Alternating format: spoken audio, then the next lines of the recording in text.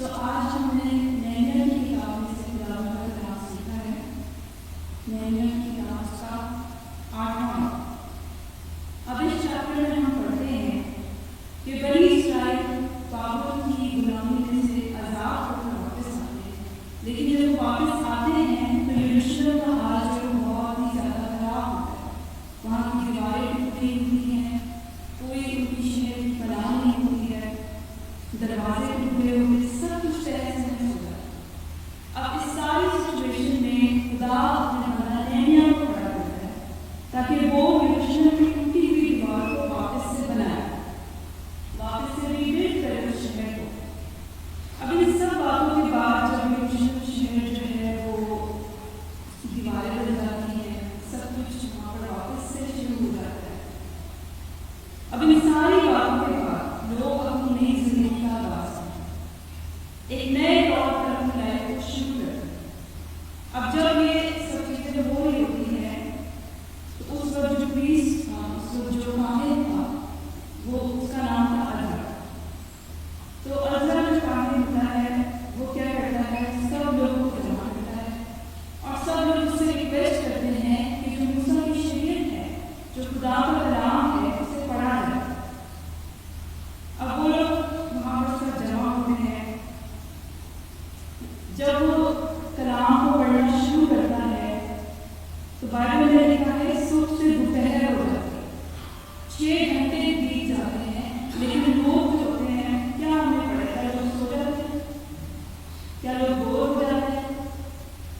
वहाँ पर लिखा है बहुत ही ज़्यादा अटेंटिव होकर बहुत केयरफुली वो सारी बातों को सुन रहे थे और जो रावी थे वो साथ साथ उसकी ट्रांसलेशन कर रहे थे, वो साथ साथ बता रहे थे कि इन बातों का क्या मतलब है।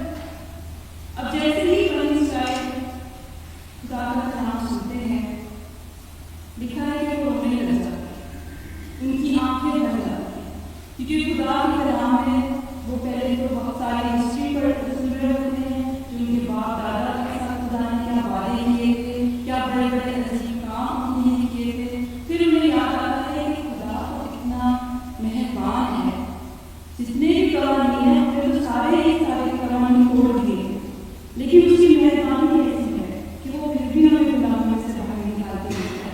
तो वो अपने अंदर गिल्ट को रखते हैं, वो शर्मिंदा होते हैं और वो शुक्रगुजारी करते हैं और वो रोने लग जाते हैं।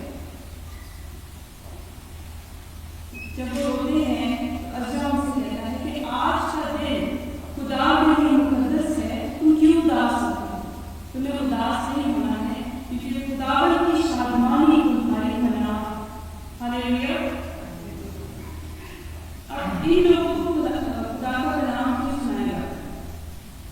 ताकि एक बार फिर से ये अपनी लाइफ को जब वो शुरू कर रहे हैं, आगाज कर रहे हैं, तो इनकी बुनियाद किस पर होनी चाहिए, इनकी फाउंडेशन क्या होनी चाहिए, इनकी लाइफ का सेंटर क्या होना चाहिए? खुदा का कलाम।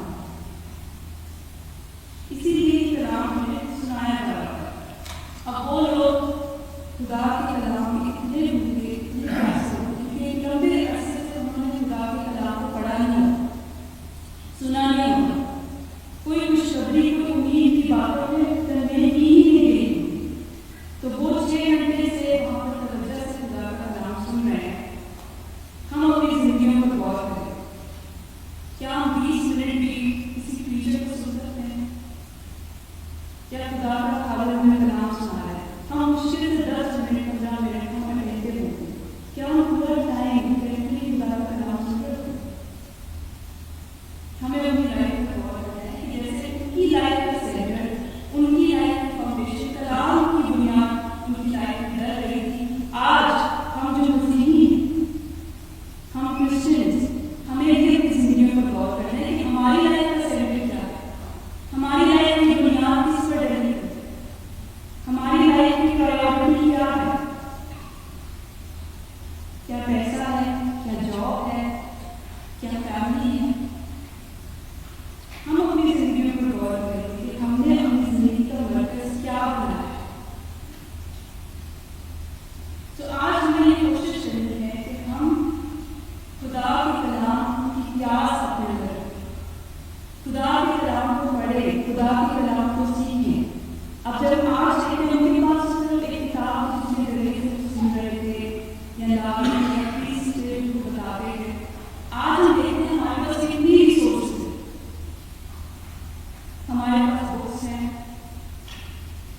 हमारे पास इंटरनेट है, हमारे पास साधन है जो हमें सुनाते हैं।